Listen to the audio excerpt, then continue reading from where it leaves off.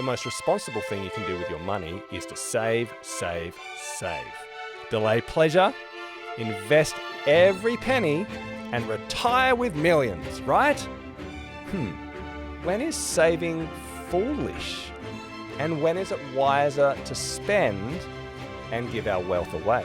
In this episode of the Spacemakers, we are diving into the money mindset, exploring how the financial habits and mindsets that set us up for success in our 20s and 30s can hinder us in midlife, unless we adapt. We'll challenge the notion of perpetual saving and discuss why it's often necessary to move from accumulation to deaccumulation as we reach our 40s and 50s, the so-called midlife squeeze. So let's make space to rethink how we use wealth in midlife so we can leave a lasting, meaningful impact in the lives of those we love. Let's dive in. Hi, this is Daniel. Welcome back to the Spacemakers podcast, and we are in our penultimate episode for season 2. And welcome, Matt. We're going to talk about the midlife money reset. We are. It's fantastic to be here as always. Yeah. Penultimate. I love it when you get a chance to use that word. I know. Great. It's a good word, isn't it? It's a good word, and we're nearly done. Yes. But we're going to talk about the midlife money reset and how the habits that set us up for success in midlife in terms of finances and savings and delaying gratification actually need to be reimagined, and for our habits to shift as we enter, let's say, the mid-40s, 50s and beyond, and every type of habit shift is hard. It fits within our broader season topic, which is how to make space for life's inevitable resets, and how the habits and practices that set us up for success in our 20s and 30s often need to be rethought and unlearnt in our midlife squeeze. I'm really interested in this particular topic about how even with money and finances, that stuff has to be unlearned. Because I found it, don't know about you, but I found it pretty counterintuitive. It is counterintuitive, and we've had some really long discussions about this. So it'll be good to bring these to air, particularly because you and I have such different money personalities, or at least money mindsets, from the way we approach things. We are a little different. We are a little different, that's right. So when we were thinking about money and the midlife reset, I was thinking about a picture book I had as a young boy. We had a number of picture books, and one was an Aesop fable, The Ant and the Grasshopper. Now, most listeners have probably heard that fable before, but you know, in The Ant and the Grasshopper, you have two main characters. You have a grasshopper who is kind of bohemian. You know, in my picture book, he looked a bit like a hippie grasshopper, played the violin and spent all of his summer in the sun, warming himself, eating good food, drinking wine, not working hard, and just enjoying. I just like this guy already. I know. It's great. He looked a bit like you, actually, Matt. But then you had this awesome character, the ants. They were type A, responsible, hardworking, like firstborn sons, you know. Yeah. And they worked hard, and all summer they would be slaving away collecting food. And the grasshopper in my Aesop fable book made fun of these poor little type A ants, obviously working hard. And he said, why don't you guys relax and just chill out a bit, enjoy the music, enjoy the sunshine. Life's too short to work hard. But they obviously said, no, they have to prepare for winter. Winter came, and this poor bohemian grasshopper ended up freezing and had no food and had no friends. Looking at you, Matt. No, just joking. And yet the ants were partying away in their nests, and they were full of food and they were warm. Anyway. Smug. Smug. I think smug's the word that you're looking for. Smug. They were smug. Ants. Yeah. The funny thing is, actually, in my book, my mum, being a good postmodern mum, didn't like the ending, because in the ending in my actual book, the grasshopper died a lonely, sad, starving death. Not so good for kids' books. So she typed up an alternative ending where the ants were compassionate on the grasshopper. Oh, wow. And they welcomed him into their little cozy home. Yeah. They fed him, and then he promised to amend his bad ways. There you go. You saw the error of his ways. Yep. And then next summer, he worked with the ants, and it was a happy ending. The moral of the story wasn't lost on me as a kid. The way to use money is to delay gratification. It's to work hard. It's to save for the future. And then you'll set yourself up for a healthy life. And I must admit, I think that book and other messages like it have really I was shaped. going to say, I can see the trajectory. Have I can really see shaped. it. Yeah. Answer nice. Yeah, Answer it's good. Yeah.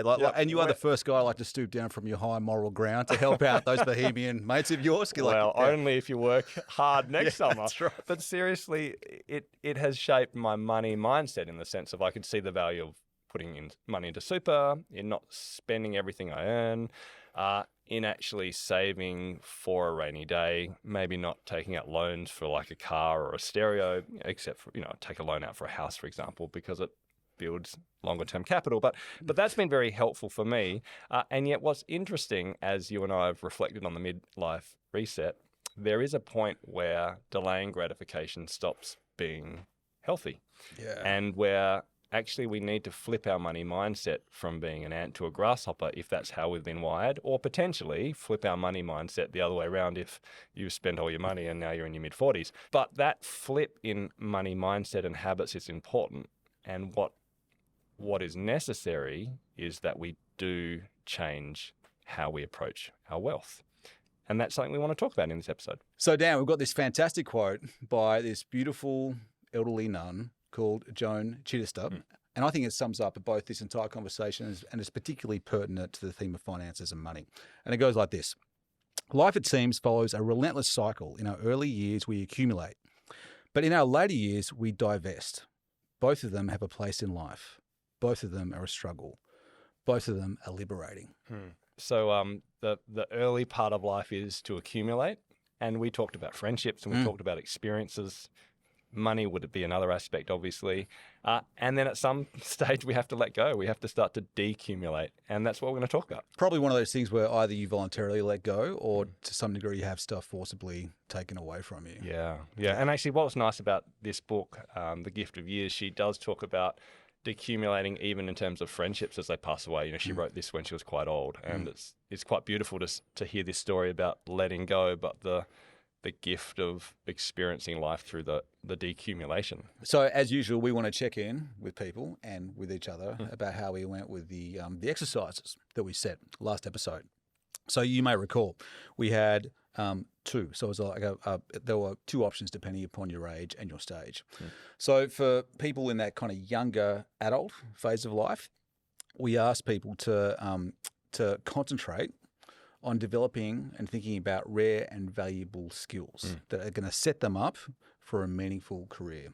And that's going to involve deliberate practice. And then for people more in our age bracket, so again, looking at that kind of classic midlife squeeze, it was more about actively doing nothing. So taking the opportunity to stop, to slow down, making some space to think deeply about what comes next. Yeah, which is something that doesn't come easy to me at all. But how did you go for starters? Yeah, look, I have to admit that I failed. Okay, First one so far. Okay, yeah. In the sense of, I was hoping to make space for actively doing nothing, to have a bit more time to reflect and think, but I've been flat out. Just had heaps of work on and have not had time to reflect and make space. I've just had my head above water. But when I do think about it, this week and the next 2 weeks are super busy. But then I'm taking my son away to Queensland for 10 days, and we're going to do a rite of passage retreat, a father and son thing with fathering adventures. Yeah. We're going to go whitewater rafting and snorkel the Great Barrier Reef together. So in part, I'm frantic now because there's a greater yes that's happening. And that'll be a good time to make space in line with my values and wanting to connect. So I don't know. I'm failing now, but hopefully in lieu of something for the future. Mate, look, I appreciate your vulnerability, Dan. And it's good to just, I suppose, emphasize this is a safe space. So I appreciate, again, Thanks, it's good for you being, I really dig your authenticity. Excellent. And we can also edit this in the future if we need to.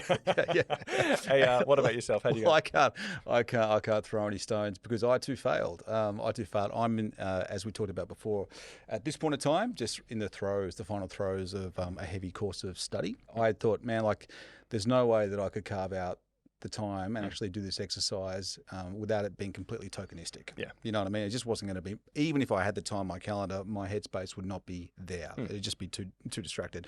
So what I did, and and this is partly because I was motivated by just assuming that you were actually going to have done it.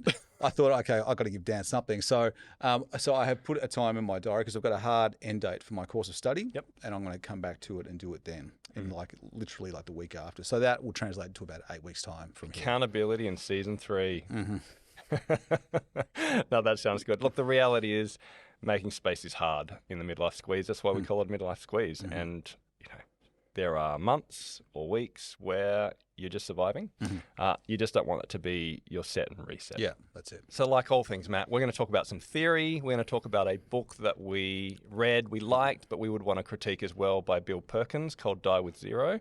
But before we get into a theoretical framework, the reality is money's tough, right? It's hard to navigate finances and make hard choices in the midlife squeeze, which is why we want to talk about money. That's it. Yeah. And you and I struggle in different ways, but I was thinking, what are the pressures on me? And I think what are the pressures on us, in terms of the midlife? Because I remember when I was in my 20s and 30s, being an ant, saving was pretty simple. I didn't have any assets, and so I didn't have a lot of money, but I had disposable income. I didn't have kids. I didn't have a mortgage. And, in some ways, money decisions were pretty simple because all I had to do was, I want to save for this backpack. I want to save for my first car. Eventually I want to save a deposit for a house. So the goal was to save a bit more than I spent. And that was about my strategy, which is actually pretty simple. But now it's a lot tougher to manage money, ironically, even though I have more. And I think there's a number of pressures in midlife that are difficult. So one, just everything is just expensive. A lot of people are struggling in terms of, the changes with inflation and the cost of living have gone up. We're lucky we have a low mortgage, but even still, I've got orthodontics for 3 kids. I've got private school fees. The boys eat me out of house and home. Yeah. And I wish they would just eat Wheat Bix, but they want more expensive stuff. So when I look at how much we spend, we're like, oh, wow, I just have to earn a lot of money just to get by in this season with kids and power and all that kind of stuff. But on the other hand, I'm also concerned about the future because, I'm nearly 50. I know that in terms of saving for the future and having enough, let's say, superannuation or enough to retire on, time is the biggest factor. When you have 15, 20 years, you can invest in ways that are fairly low risk, that have a high likelihood of returning compound interest. But once that window shrinks, then your options for using your money well and investing significantly shrinks with it. Gotcha. So I feel like I have one more window left where I can actually invest in a way that sets me up for the future. So I'm thinking about my future self and the money I have for that rainy day when the grasshopper gets kind of cold and hungry. When I come knocking. But at the same time, I'm also really super aware that time is running out in terms of experiences with my family because, my daughter's almost an adult already. My sons will be there very soon. And I can't have amazing, let's say, overseas experiences, or I can't even do small day-to-day experiences like going bowling, which is expensive, or going to Zone 3 and playing laser tag. Do you know what I mean? These kind of experiences cost money, which we probably could put aside for the future, but then I'm going to lose my ability to experience really meaningful moments with my kids or friends right now when I'm healthy, when they're connected with us. Does that make sense? So there's this tension with how do I spend money to build experiences now when those experiences might not be available? How do I save for the future when that's important, knowing that I'm going to live until 91, I think we talked about in the second episode. Or your money back. Yeah. Or my money back. And the reality is it's just tough to live full stop because there's heaps of expenses right now. Because right now where I've got 3 kids who are teens, it's probably the most expensive time of life.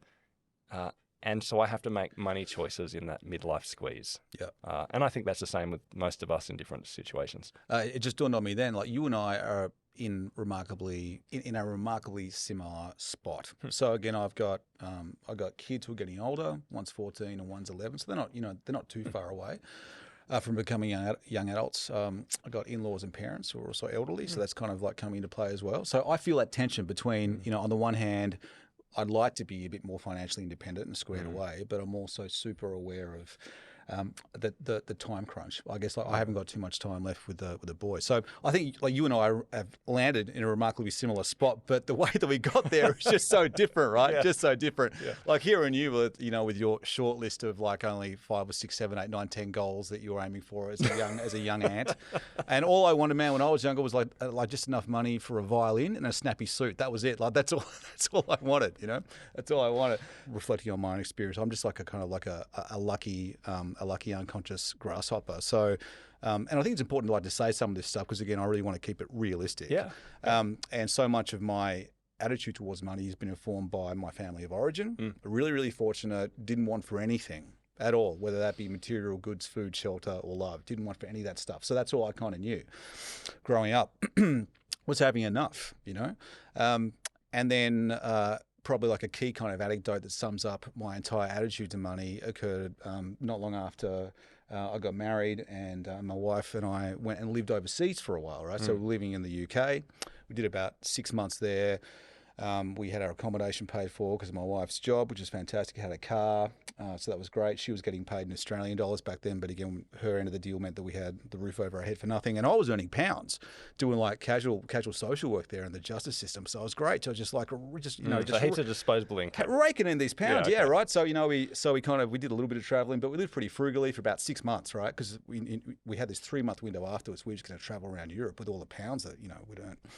So it gets to like our first big step out of our holiday, and it was a Kentucky tour on a bus, and it was like literally we jumped on the bus with a bunch of strangers on Friday morning, and we're in Paris by Friday night. Don't know anyone, and we're at this Parisian bar.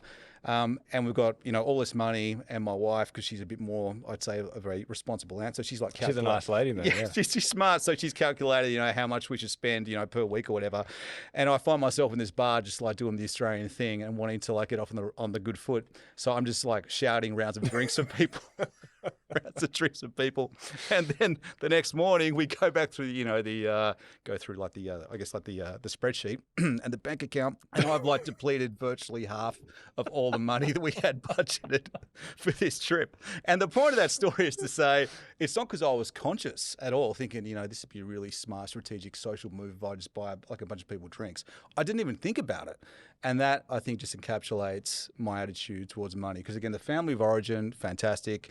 It was just providence, really, that when we were younger, we bought some property in Tassie before the boom, blah, blah, blah, that went up in value, all that kind of stuff. So you got lucky. That's right. Yeah, call it luck, call it serendipity, call it like what you will. And it's really important when it comes to talking about money, that you can plan and you can have an attitude and you can have a strategy, but so much of it, a fair chunk of it, I think, is still beyond our immediate control and comes a lot down to kind of circumstances. Yeah. So all that to say, we're very different because I am someone who's probably been a grasshopper and I didn't even know it. So my big challenge now is I've got to flip. When we were talking about the fact that I'm concerned about the future and how I'll save for super and how I'll maybe provide for my kids, you're like, I don't think about that at all.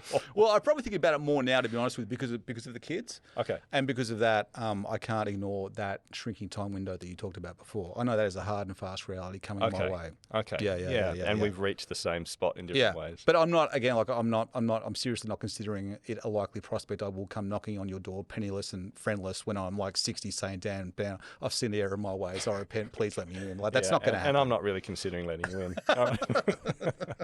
So look, we want to talk about some of the theory and some of the ideas about how you make a flip from, let's say, being a saver to a spender, from saving to dissaving in your midlife squeeze. The book that's informed this conversation most has been Die with Zero by Bill Perkins, which I didn't really like. You liked more, but it does have some great ideas. Yes. Die with Zero is the idea that most people who accumulate wealth end up over accumulating, and they spend way too much time delaying gratification indefinitely beyond the point where it's helpful. So obviously we need to save when we're young, we need to have a certain amount put aside, but there comes a pivot point, and Bill Perkins suggests it's often around mid-40s, 50s, if you've saved well when you're young, where actually the habits of continuing to save and put off the future will actually bite you and you'll regret it. So much so that most people who have that type of mindset end up dying with way too much when it's much more sensible to die with zero, which is the purpose of the book, to give it away to spend it to give your inheritance early rather than actually waiting until you pass away. So tell me about the book. What did you think about it? What did we learn? Yeah. So to be fair, I think from a purely pragmatic standpoint, it's hard to argue with because the guy is like largely data driven, right? And everything that he kind of promotes is consistent with his worldview. So he puts a lot of emphasis on, I guess, experiences. So he wants to be really conscious about what you enjoy and making your money track with that. You know, so whether it's giving it away to charitable causes, whether it's to like giving it to your kids again when they're still around as an inheritance, so you can see them enjoy it and benefit from it, or whether it's like basically buying great experiences, particularly ones that you can enjoy with friends and family. He puts a lot of cachet on that. Yeah, he talks about experience capital, the idea that if you have an experience with your children when they're young, then the benefit of that memory accumulates as opposed to if you just bank the money and have more super. So it's good to acknowledge all that. It's also good to acknowledge that he's like talking for some pretty rarefied air. So again, the guy's worth, I think we saw online, it's public knowledge, over $100 million. He's a professional investor. He's played a lot of professional poker in his life. He threw like that 45th birthday party where he basically rented like most of a small tropical island and literally got like Natalie Merchant. Yeah, so this is where he lost me. Yeah, because he didn't You're even. not a Natalie Merchant fan or what? No, it was just the Natalie Merchant thing. Sure. No, he lost me where I don't think he acknowledged how much of an outlier he is. Yeah. You know, he was speaking to people who are just crazy wealthy. Yeah. Where in my mind, it's a whole lot easier to start thinking about divesting your wealth when you've got enough. Whereas you and I aren't in that position. We still actually have to save for our retirement. We don't have enough to stop saving now. And yet, a lot of the wisdom in the book still makes sense because there comes a point where you have to also start dissaving early enough so you don't miss out on those experiences, particularly before your health. I think to be fair, whilst he would, like he's certainly an outlier, so like he's on the extreme, I think from memory, he tried to make most of his arguments fit for the kind of like the regular typical middle class person in America. You know, so his argument about still having most of us still dying with way too much money in the bank and overestimating how much money we need, particularly from 60 onwards, I think that kind of holds. But the thing that I liked and appreciated most about the book is that he does this great job of kind of saying you can kind of, there's a lens through which you can view your life through really 0 to 100 years old, right? And that lens involves like kind of quantifying your life via 3 different areas. And these 3 different areas are always going to be in play and they're always going to be connected to each other. And they are time, so like how much free time do you have? The second one is money, so how much wealth do you have at the moment? And the third one is health. He says health is the most important, and obviously that's the one that is most likely to decline with age, and the one that to some degree you can really do, particularly you can't stop it from declining ultimately. Yeah, I remember he had triangles. So he said when you're in your 20s and 30s, the triangle's skewed towards time. Yeah. So you've got more free time. And health. And health. Yeah. Health and time, right? Yeah. But the money's fairly low, right? Yeah. You hit your midlife and it was a triangle because health, money, and time are all squeezed essentially. Yeah, particularly time. Particularly time, right? But there is this kind of, and this is the experience that you and I are having, that we're right in this kind of squeeze where we have to address our health, we have to address time, we have to address finances, and the interplay based on our values and personality is really hard. And then, of course, he has a triangle which is skewed towards money when you get older. So I've got more money, but my health disappears. Yeah. And what he's saying is you absolutely want to make sure your time is used valuably and not just spent accumulating wealth before that happens. Yeah. Because there are experiences in life you cannot have once your health declines. Yes. And most wealthy people oversave. That's really pragmatic, but I find it really useful. It's useful. helpful. It's useful. And I think it explains why why we find money hard in the midlife. You're juggling lots of different things. Yes. Bill Perkins says in America, retirees who had more than $500,000 before retirement only spent down on average 11.8% of that money 20 years later. And by the time they died, there was 88% left over. In fact, 1/3 of retirees actually increase their assets after they retire, which is crazy. So what he's saying is the majority of people who have saved well end up dying with like hundreds of thousands of dollars of super left over. And then they give their kids their inheritance when their kids are like in their mid-60s. Now, by the time you're in your mid-60s, you probably don't really need the money. Whereas actually, if you could give your kids like $100,000 or $200,000 when they're 30 or 40. Oh my gosh, what a difference that would make in their lives, in their grandkids' lives. Do you know what I mean? Like that's when the money really makes a difference. Exactly. That's it, as opposed to your 60s. Where Exactly. Yeah, that's yeah. it. Yeah. So why save perpetually when you can actually be such a gift to your family? Or likewise, what if you were to give to charities early when they really need the money and be part of the experience of seeing how that money could change their lives? So there's this really tough interplay of you need to save enough so you've got enough, but you don't want to oversave. So that was one of his points, and I really, really liked that. Yeah. It's certainly, my mum's been a great example of that. She's always had a lot less money than my dad, but whenever she had the ability, she would actually help us with just getting a little bit off the ground with a mortgage and things like that. And we value that tremendously. So I'd love to be able to have that point where I divest wealth earlier rather than wait until I cark it. Yes. It's a gift. So lots of theory, but look, what does it mean for you? Does it change any of the way that Mr. Grasshopper looks at money in midlife? Yeah. How do I say this? I think that, like, to some degree, it's an act of almost faith to perhaps think that you won't need so much money later on in life. Because there is, like, to be honest, that element of fear that's thinking, man, I just got to prepare for that rainy day. You know, so even I'm not a very kind of fear-driven person. I'm not naturally anxious. I still I guess I kind of tie that up with responsibility as well, not wanting to be a burden on people, all that kind of stuff. But his points, I think, are solid in that, to some degree, the scope of activities that someone will undertake that later in life will shrink. So you just don't need as much money. And particularly if you're kind of fortunate enough to live in a country like ours with a good health system, a bunch of that stuff will kind of get looked after as well. So for me, I still battle a little bit to think, okay, it's okay probably to spend more money now as on things to do with the kids and experiences, because again, that is really time bound and that's hard and fast. But the challenge is, again, so whilst there's that, like that element of being more of an ant, there's still a part of me where I probably feel I've got to at least change a little bit and evolve and be less of a completely unself-conscious grasshopper. I just think it's a complex interplay, you know, because there are a lot of listeners who don't have enough super and actually will need to save a lot more. You know, the stats show that a vast majority of Australians don't have enough super, and we underestimate how much we'll need, particularly if the health system crashes and things like that. So you've got that longer term picture. I just think this is why it's tough. Even if we don't have the answers, it's worth acknowledging this and to make sure people are talking about these ideas, because that's how you make informed decisions. Yeah, that's it. The big takeaway for me, I can't afford to ignore it. I can't afford to put it in the too hard basket. Makes sense. Yeah. So let's finish with some quotes. These are both from Bill Perkins, Die with Zero. He says, if you want to die with zero and make the most of whatever health you have at every point in your lifetime, you will need to spend more in your 50s than in your 60s, and more in your 60s than in your 70s, let alone your 80s and 90s.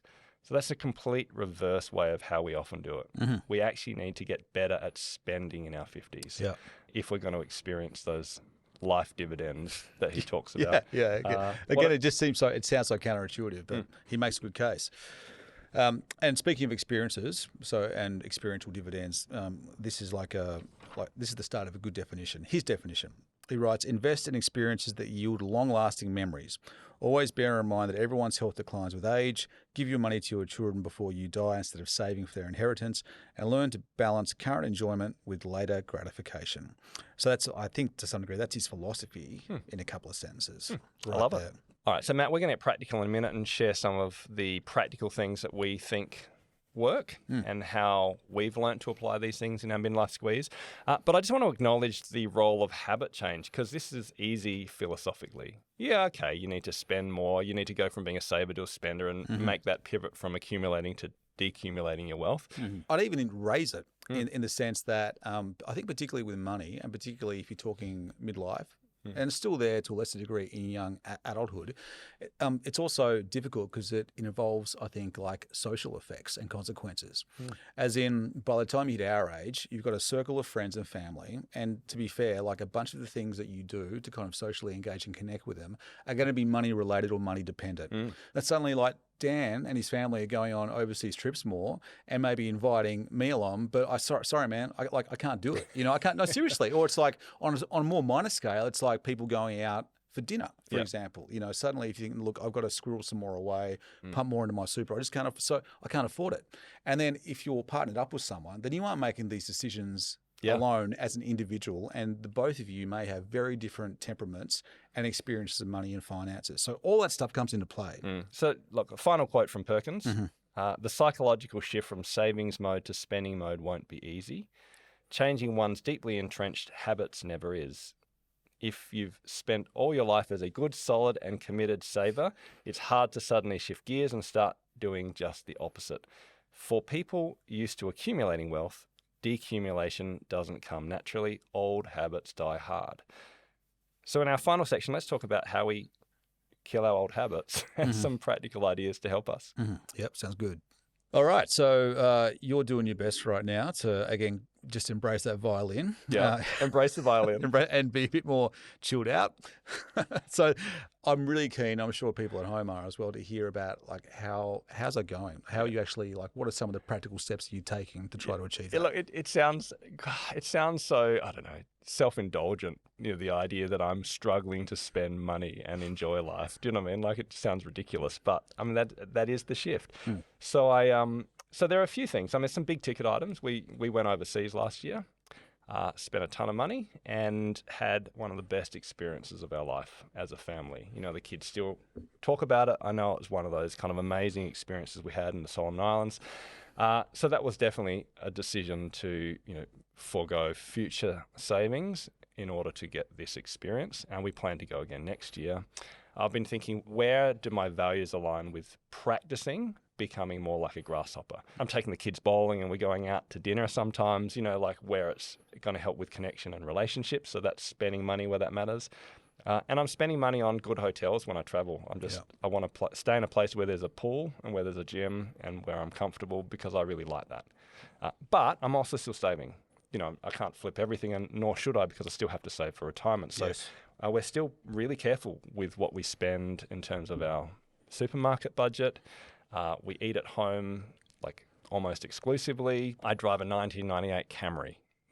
I've got the shittiest car on the street, and I'll keep driving it until it breaks down. So in that sense, I'm still saving and being thoughtful about where we hold money back in order to keep investing in the future. But at the same time, I'm trying to loosen the strings. And the big decision we made is we're not going to accumulate wealth in the next 3 years, because when we look at our finances, the next 3 years until our kids start leaving private schooling are the most expensive periods of our life. Things will actually get cheaper in the next 5 to 10 years, and my income will probably keep increasing. So therefore, let's just not be so tough on ourselves in this really, really tight midlife period, and spend more so we don't miss out on those experiences. So that's how I'm trying to juggle the need to learn to spend, but not go crazy and neglect the fact that I still have to save for the future. Yeah, that's good. Yeah, so you've got a clear plan, and it's aligned with your values, and you've given yourself permission, I suppose, just to say, well, this is going to be the way that it is for now, but then it will shift and change again. So let's wrap up this section with a final quote from Perkins' book.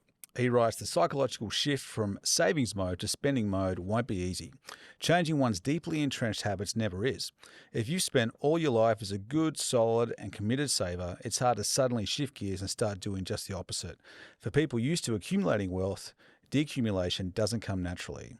Old habits die hard." So Dan, let's as we want to do, let's take 30 seconds or just a moment at home to think about what we've discussed so far. And I think it'd be particularly interesting kind of, just see if there's a continuum where you land in terms of ant, grasshopper.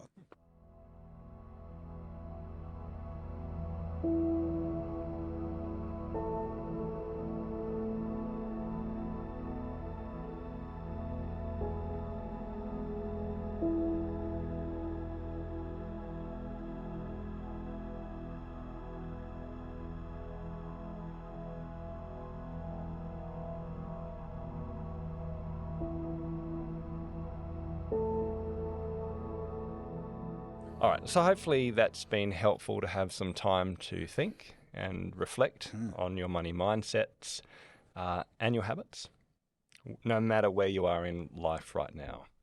But let's get practical. We thought we'd finish with a few, tidbits of wisdom, knowing that we're not financial advisors, but this is stuff that's been helpful for us from what we've read.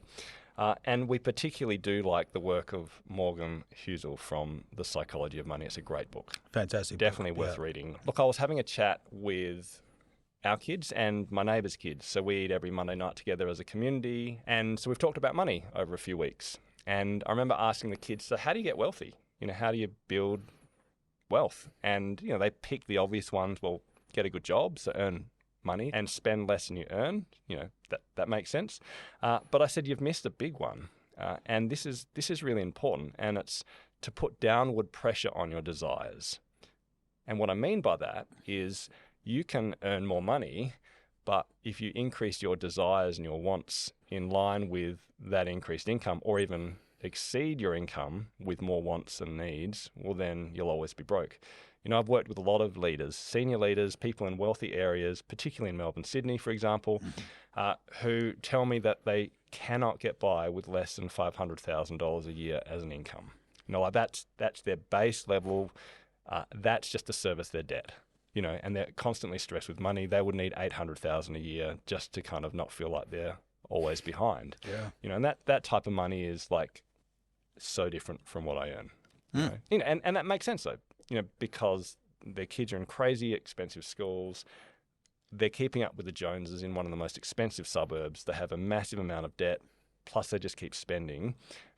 And so you can always outspend your income, no matter how much you earn. At the same time, I've got some other amazing friends who earn less than $100,000 a year between them. And it's tight, but they're frugal, but they're not frugal in a nasty way, in the sense of that they're constantly generous, that they're just open, welcoming. You can tell that they give what they can, and yet they're incredibly happy because they've managed to keep a downward pressure on their desires.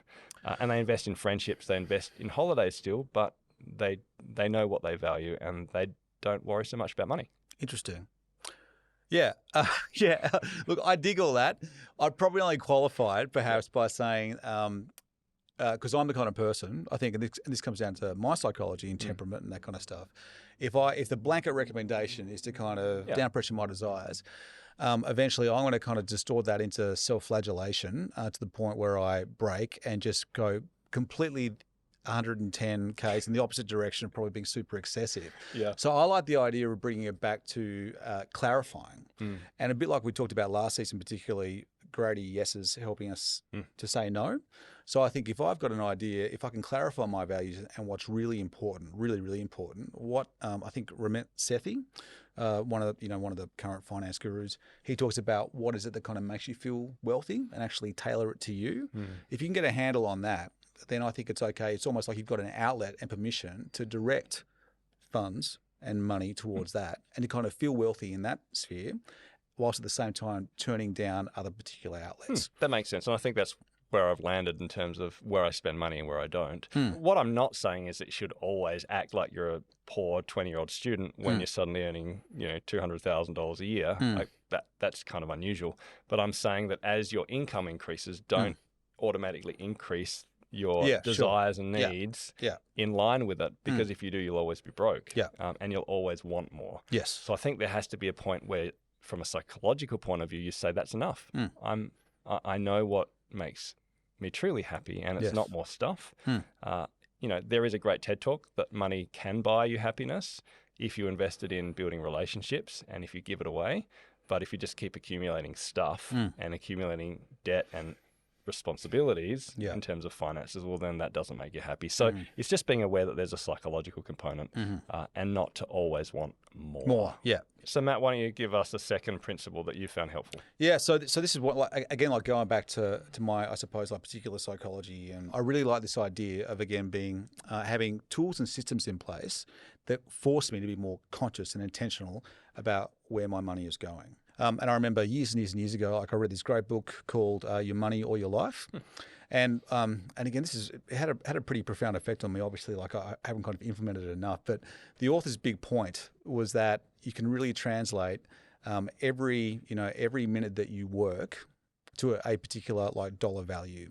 So every minute of your time that you're working has a dollar value. So right there, you're feeling the tension between money and time. And so again, you don't want to kind of give away your time unconsciously.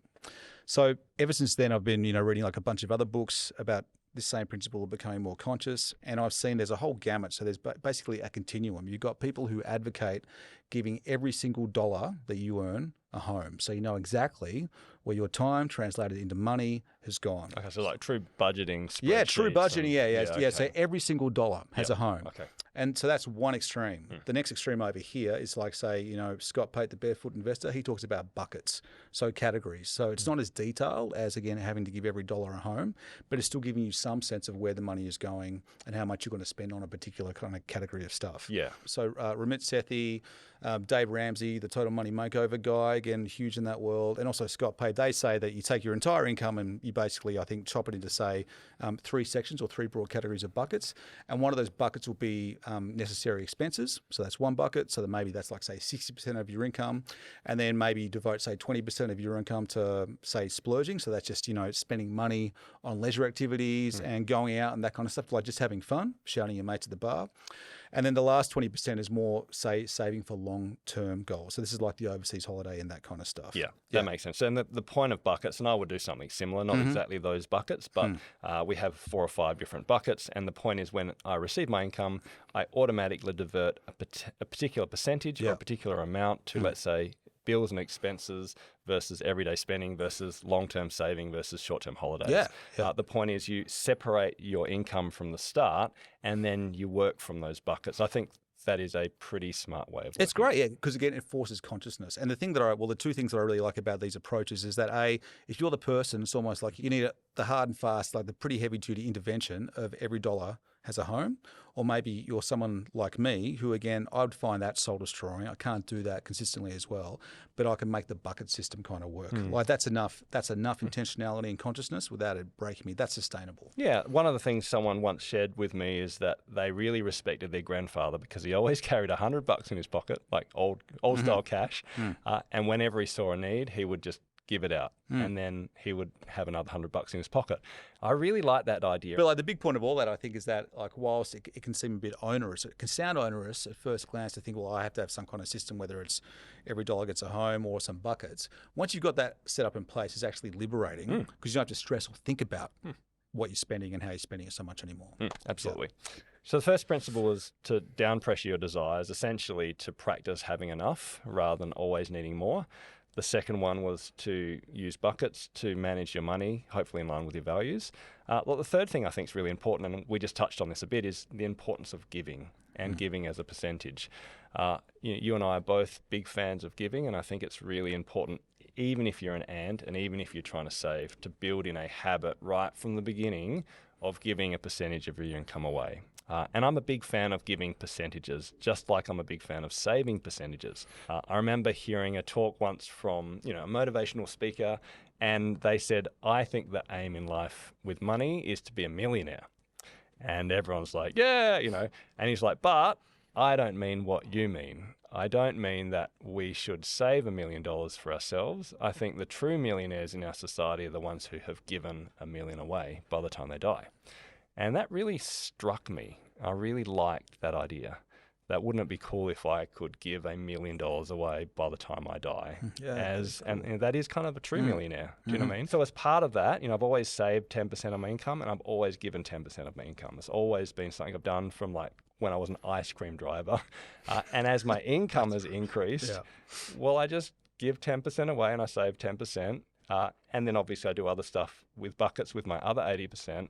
But what's kind of cool is I've realized that actually that 10% saving will lead to $1 million of super when I'm older. And, while that is obviously higher because of interest and capital gains, in some ways, maybe it's kind of like I've given $1 million away, even though it won't be $1 million in cash, but maybe you could say that social capital accumulates. And I think that's a nice feeling, but it hasn't, obviously it's cost me, but it was more a strategy. And there's definitely something about giving that frees you from the need for more. I don't know. Have you seen that? Yeah. So I think every time you give like that, it's almost like a small act of faith in the sense that you're actually trusting that you don't need to grasp and grab and maintain and keep every bit of income stream or wealth that crosses your path. You know, that you're going to be okay. You don't need it all. You're going to be okay. You can actually afford to give it away. Yeah. So as per usual, Dan, we've got a couple of exercises for people to undertake. Money exercises. Money exercises. Yeah. And again, as usual, we've got two options. So depending upon your age and stage. So for those of you who are again in that early adulthood stage, here's our exercise / challenge. If you're in your 20s particularly, what we'd like you to do is to grab $1,000 as soon as you can and invest it. So like invest it in super or shares. So again, doing this so early in life will give you the benefit of compounding interest over time. So whether you got to sell stuff, put some stuff on Gumtree, get rid of that drum kit that's been lying around the house for far too long, or you'll be saving a percentage of your income for a couple of weeks or months or whatever to get that $1,000. Get that grand and invest it. I think there's two things on that. One, it's really helpful just to have something in the bank. So to get that first 1,000 and to, let's say, put it into super or shares or something where you're getting compound interest. And the second is the small practices or habits that get you there. Yes. Because if you can save $1,000 through $50 a week, well, then that'll be 2,000 and then 3,000 if you continue that habit. So it's both get there quickly, but also get there in a way that you can continue because you're building the habit of being a saver and an investor Yeah, early. that's good. But what about if you're, again, like in that kind of classic midlife squeeze, like more like us, 40s, maybe even 50s? Our challenge for you is really think and consider an activity or an experience that you'd like to have that is going to be time bound. As in, if you keep on delaying and postponing that, chances are, because of time or health, you won't be able to actually undertake it. So what is that thing? What's that thing that'd be so easy to kind of put off or postpone? But really, if you're going to do it, you should be doing it sooner rather than later. Like we always do, have an action trigger. So if you're someone who wants to save $1,000 and actually build that habit of saving, well, what is your plan? When and where will you do it? How much will you save? Similarly, if you're in your 50s and you've been putting off that trip or that experience and you think, actually, I can afford it. It might be a stretch, but let's do it now before it's too late. Well, then what's your action trigger? What will you do? When will you put time aside? Start planning that change as soon as possible. I think one of the big shifts that happen in midlife around money, it's not actually about money. So we talk about being generative, and really the big flip in midlife is to go from it being about you to it being about others. And that's what I did like about Bill Perkins' book and our conversation. I think the flip, no matter which way you're flipping, I think it needs to be about others. Meaning, how can I give money to my kids? How can I give generously to causes? How can I maybe downshift my expectations and take that job that pays less in order to free up more time or to have a more satisfying life where I can give to those in need. Using money as a tool to actually build community, build relationships, and actually invest something in the world. So again, like going back to that fantastic quote that we started off with by Sister Joan Chittister, I think that ties in nicely with this idea of divesting and it being natural. There's just something about the life cycle that, again, it involves decumulating with time.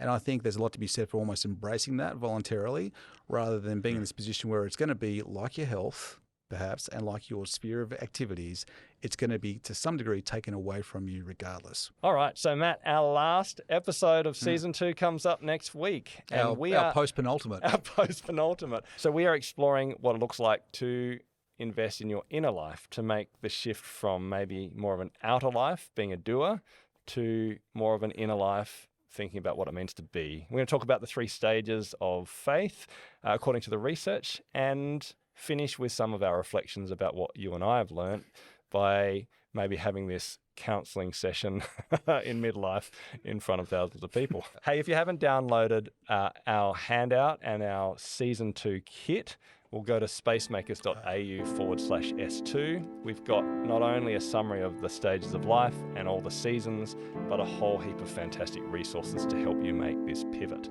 But until next time, make space.